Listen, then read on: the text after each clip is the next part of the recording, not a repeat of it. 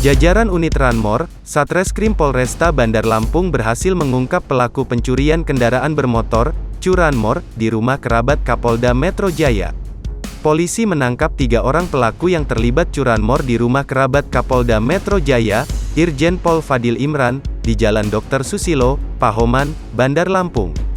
Kanit Ranmor Satreskrim Polresta, Ibtu A. Saidi Jamil membeberkan identitas ketiga tersangka yakni Nuri, 22, Prabowo, 21, dan Wisnu, 22.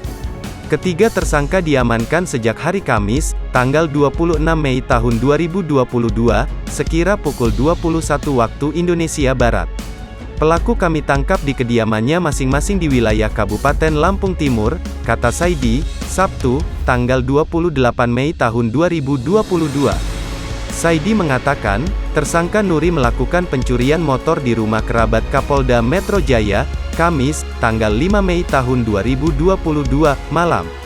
Komplotan curanmor ini berhasil menggasak 1 unit sepeda motor jenis Honda Beat, warna putih. Sebelumnya diberitakan, aksi pencurian terjadi di wilayah Bandar Lampung.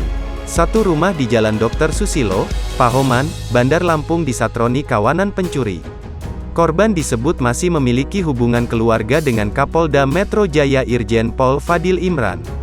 Kasat Reskrim Polresta Bandar Lampung, Kompol Devi Sujana saat itu membenarkan adanya peristiwa pencurian di rumah keluarga Kapolda Metro Jaya yang berada di Jalan Dr. Susilo, Pahoman.